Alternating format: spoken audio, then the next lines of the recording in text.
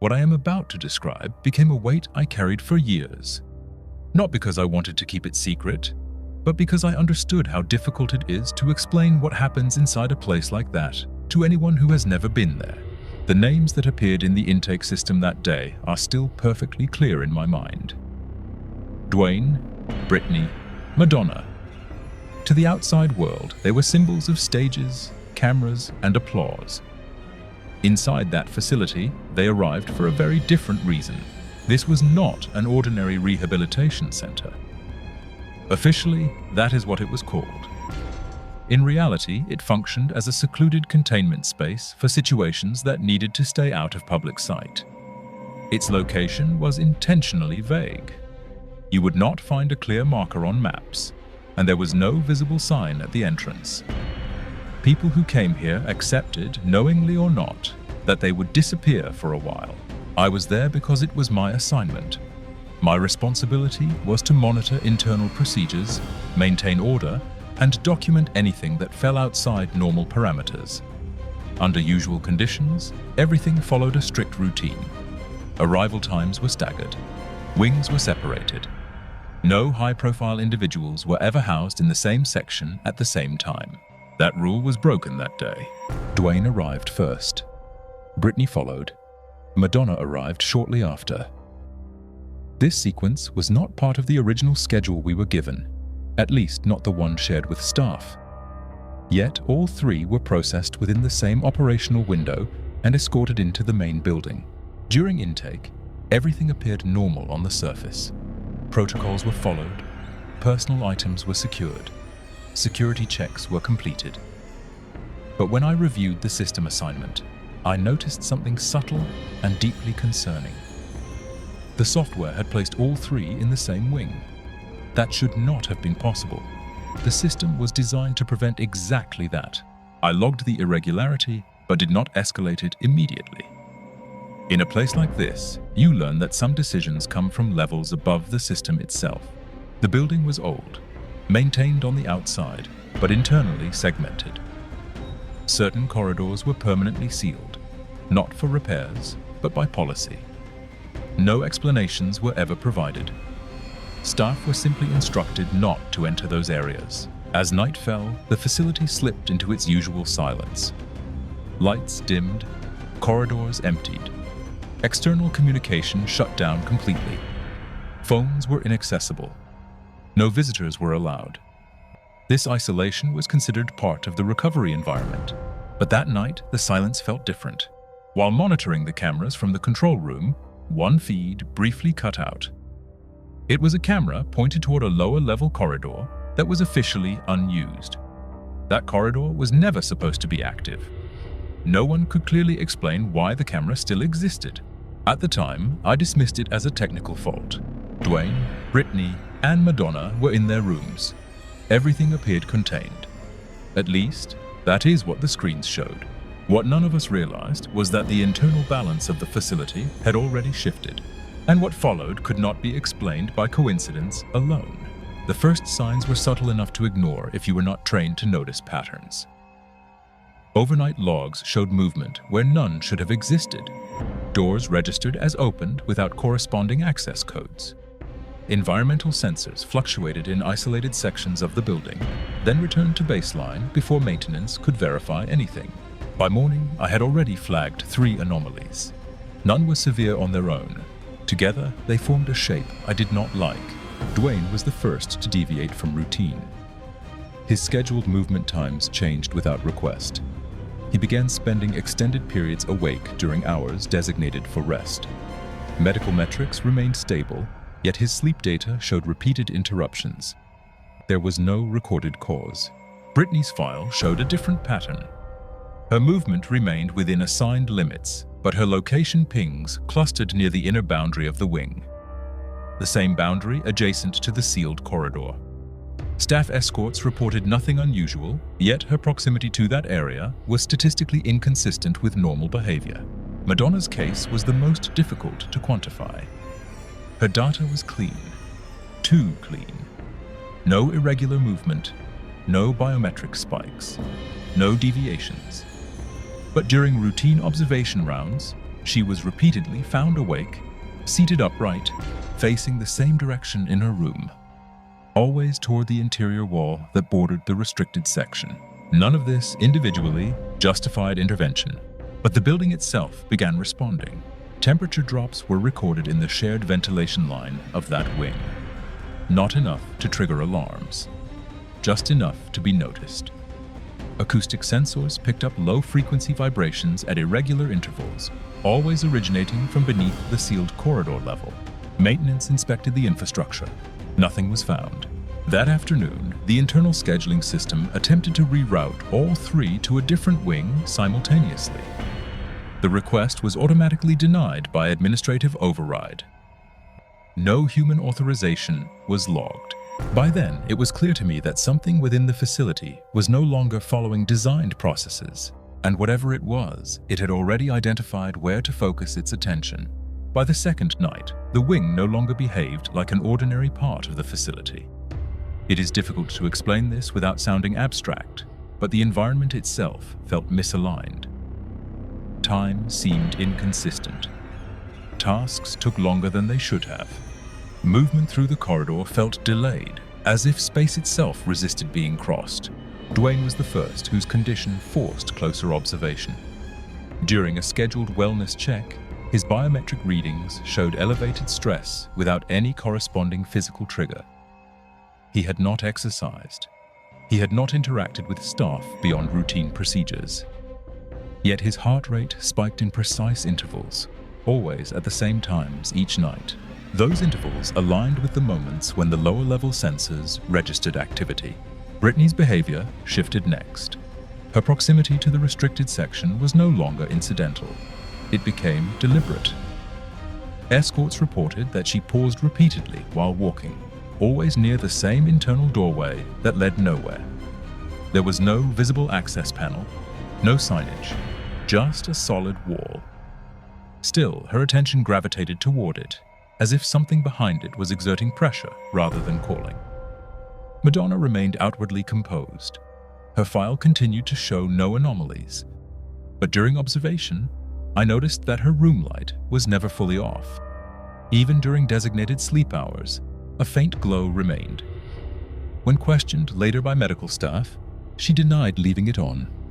The system logs confirmed her statement. The light registered as off. The facility's internal audio network then captured something it was never designed to detect. Not voices, not words.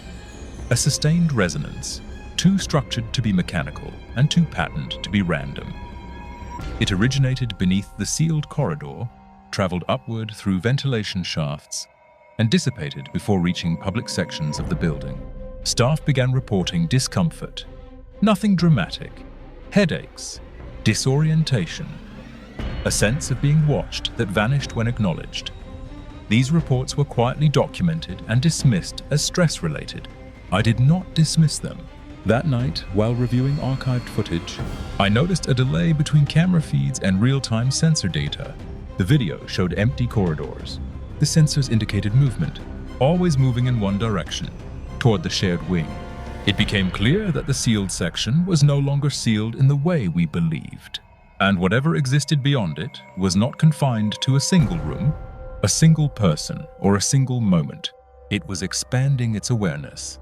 By the third night, the facility stopped feeling like a place of recovery and began functioning like a containment zone that no longer held what it was built to restrain.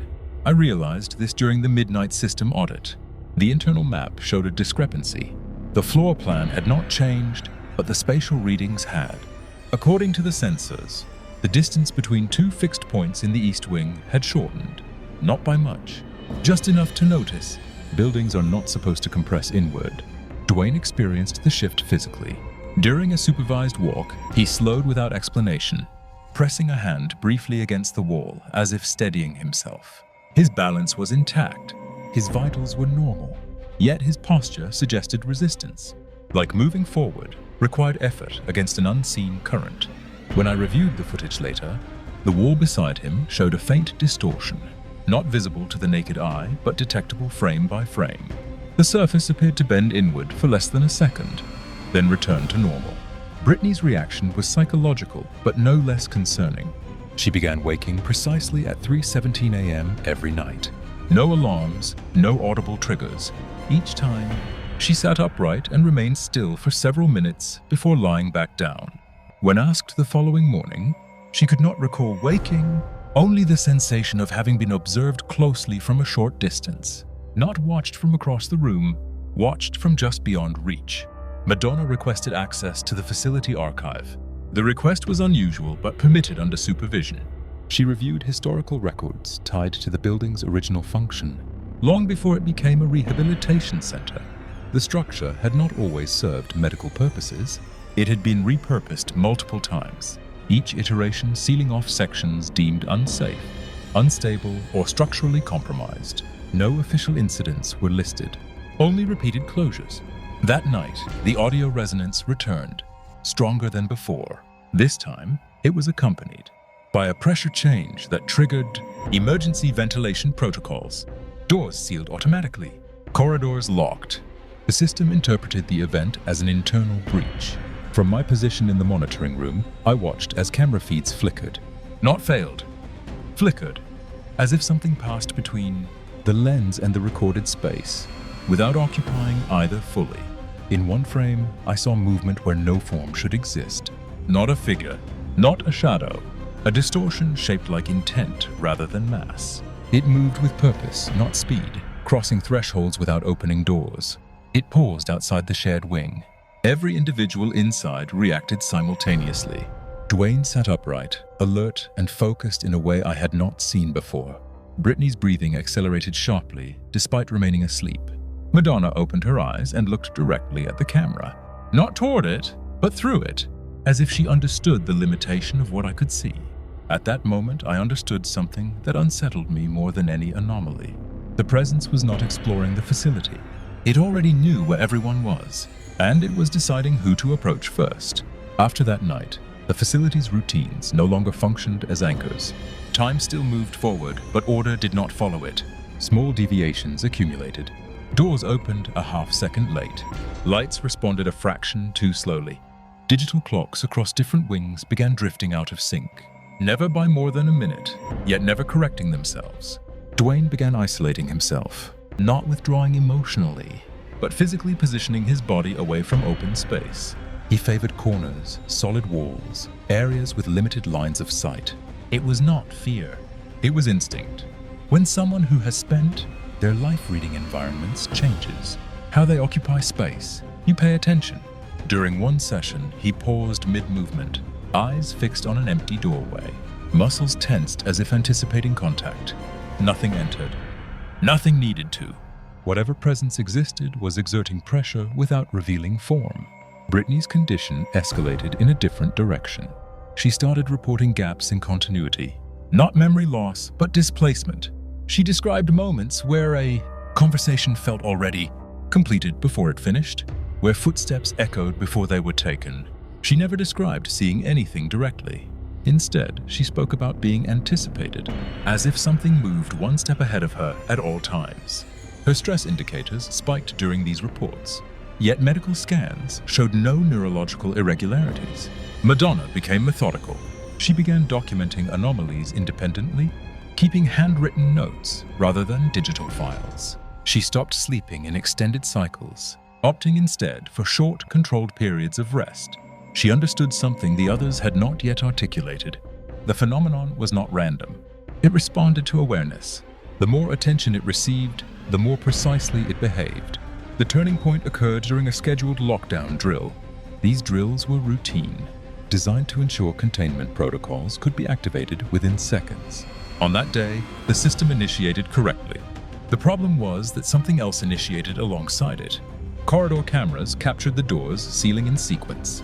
Then, between two frames, a section of hallway appeared altered. Not damaged, rewritten. The proportions were wrong.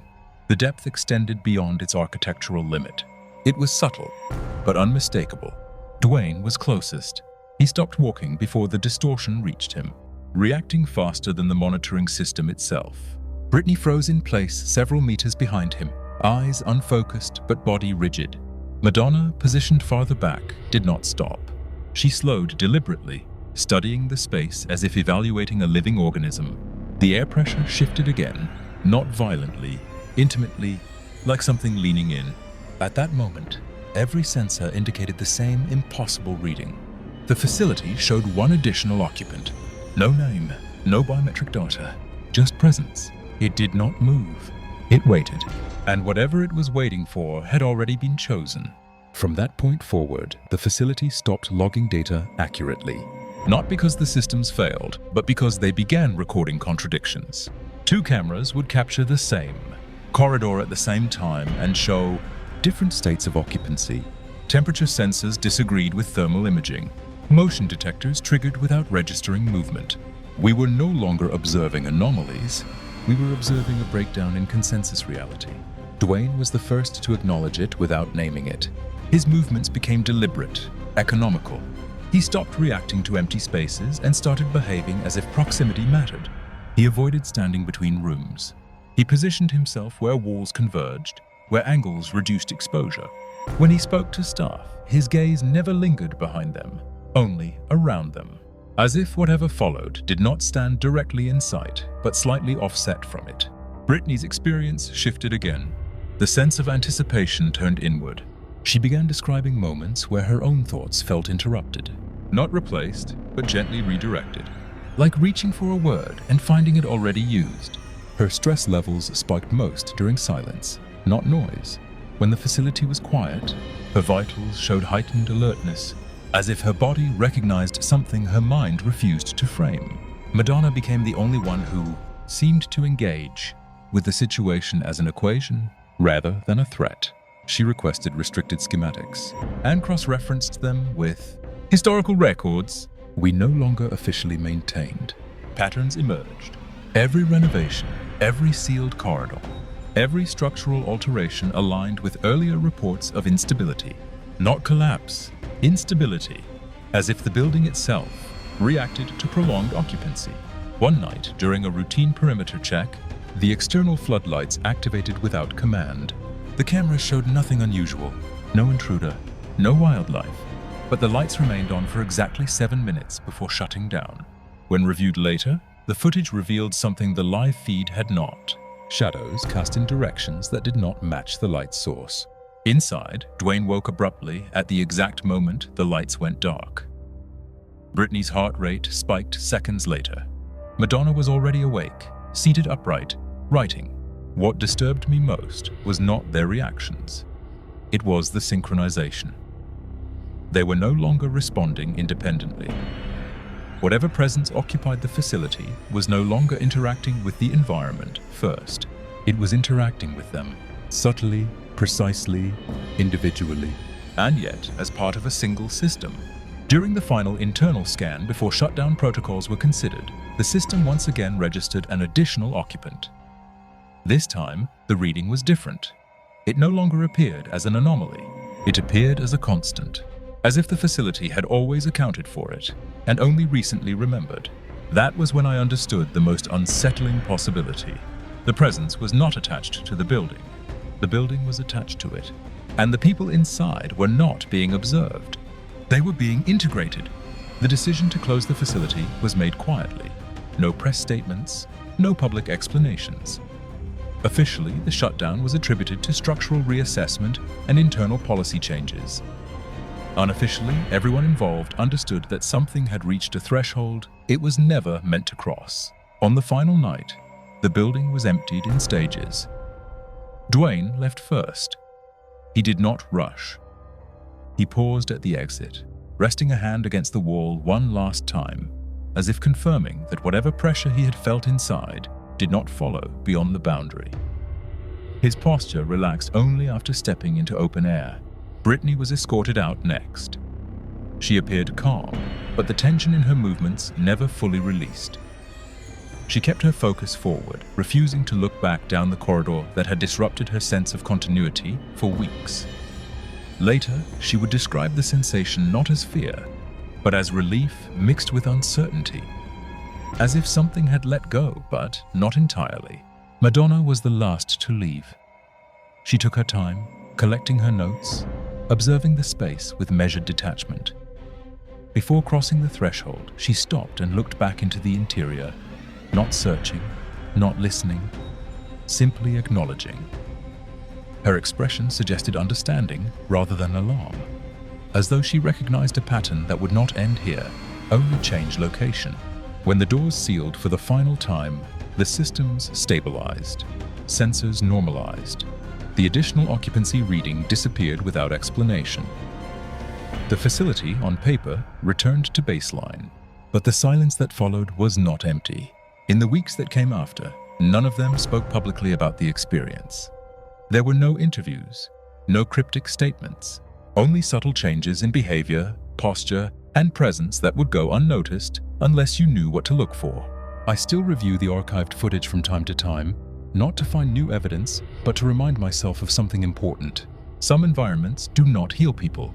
They absorb them. And some presences do not announce themselves. They wait until you are ready to notice them. If you found this account unsettling and you want to hear more first-hand testimonies that never made the headlines, make sure to like this video and subscribe to the channel. These stories do not repeat themselves, but they do continue, and sometimes they continue with new faces.